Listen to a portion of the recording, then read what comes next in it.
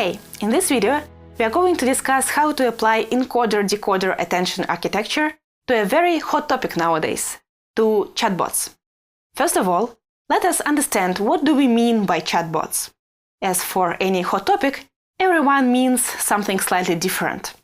So first, we can have goal-oriented bots and just bots that have a nice conversation with us. So for goal-oriented bots, we usually speak about some narrow domain and specific tasks to fulfill. For example, this can be a bot in a call center in our bank that can help customers with their needs. Or this bot can serve some specific answers to some specific questions of the customers.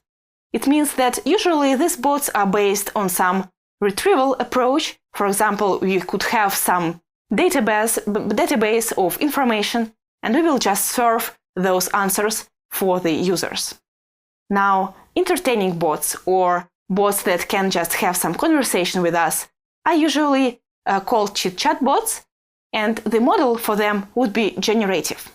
What do I mean by generative models? It means that we can just generate new responses. Just to compare, for retrieval-based models, we would get some predefined responses just ranked from some repository, or we would have some patterns, and then we would just use these patterns to get some specific replies. Now, there are some pros and cons of two models.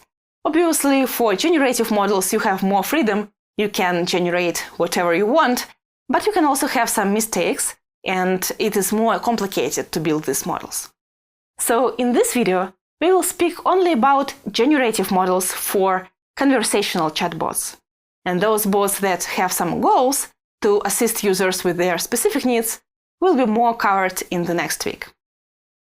Okay, so let us just recap that we could have our encoder to encode the incoming message for the bot and decoder that would generate the bot's response. And we can have, for example, LSTMs in encoder and decoder, and we would also want to have attention. One other alternative for attention would be to have reversed input.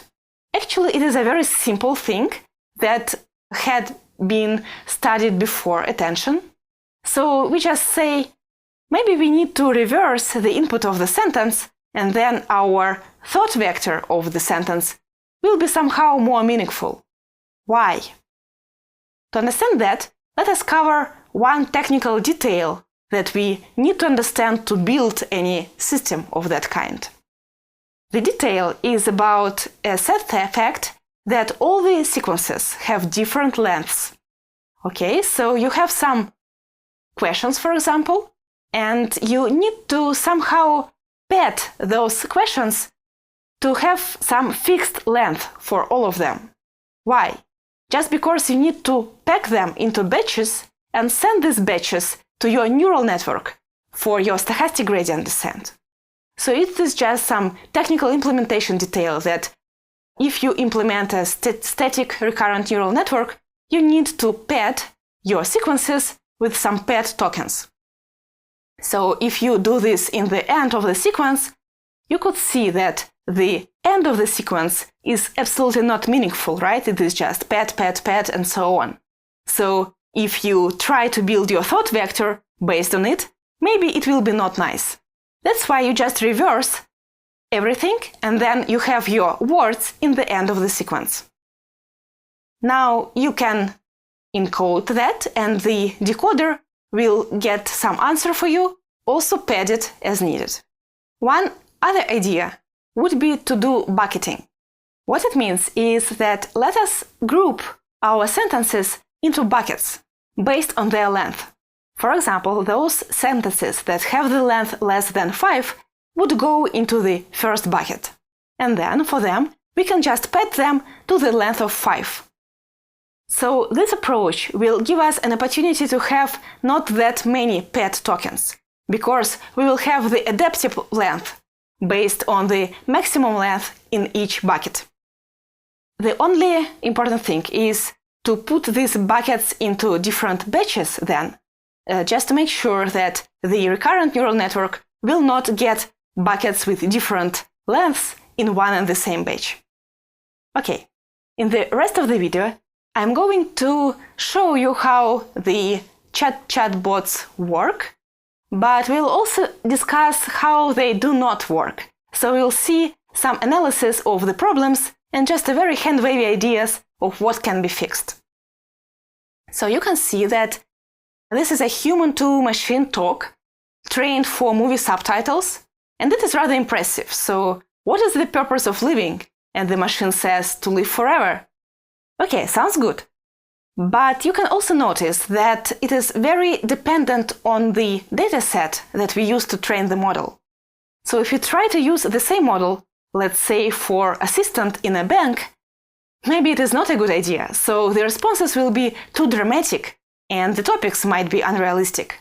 So it is very important to understand that you have some specific properties of the outcome based on the domain of the data. Now, if you want to use it for calls, let us train it on calls. So you have some meaningful lexes here, but it is inconsistent. So the chatbot says, what is the operating system of your machine? And the user says Linux. After that, just in a few turns, the machine says again, so is it a Windows machine? And the user has to answer again. So this is not nice. The bot doesn't remember what was happening before in our conversation. And you can try to fix that. So there is a paper that says we would need to track the intent and the context of the conversation with some separate recurrent neural network. And then we can somehow just memorize for the bot that these topics have been already covered, and we do not need to ask again what is the operating system of the machine, let's say.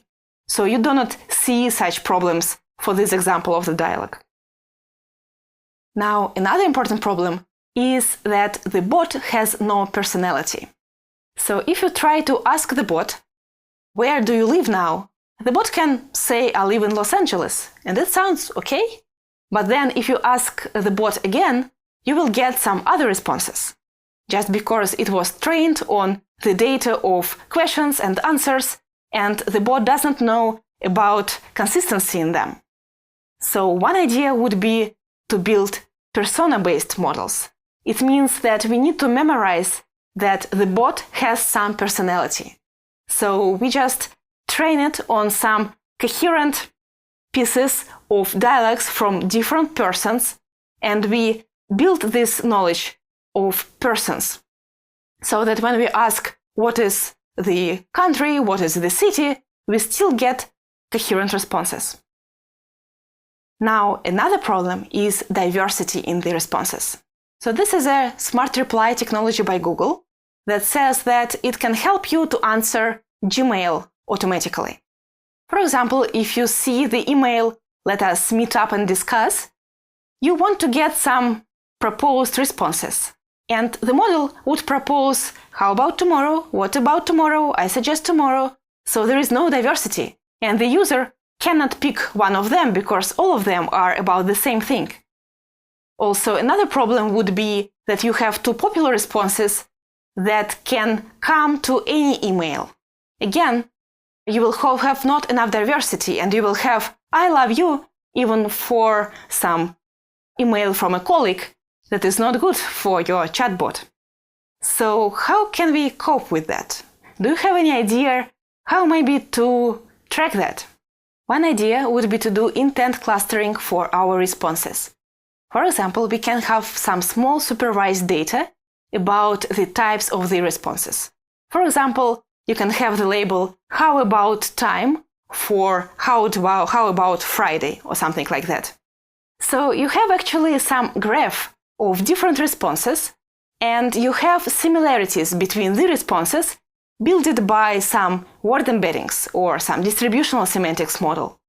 Now, you have some labeled nodes in this graph from your supervised data, and you want to propagate this knowledge to other labels of the graph.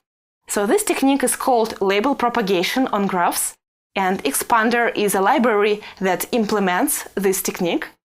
So the main idea here is that we will try to propagate the labels of the responses in such a way that close responses will get close labels, and also in such a way that those labels that already are known from our supervision will be stayed the same.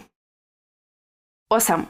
So the methods can be different, but the idea is just to do some clustering and then to pick up one example from every cluster and suggest it for the user. So what we get out of it is very nice. So this is the query and this is the top generated responses.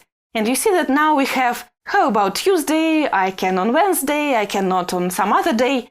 So you see that you have some diversity. And that's what we wanted to have. Well, even though the bots can try to have some meaningful conversation with you, you can see that there are still so many problems with them. And it is so easy to understand that you are speaking to a bot and not to a human.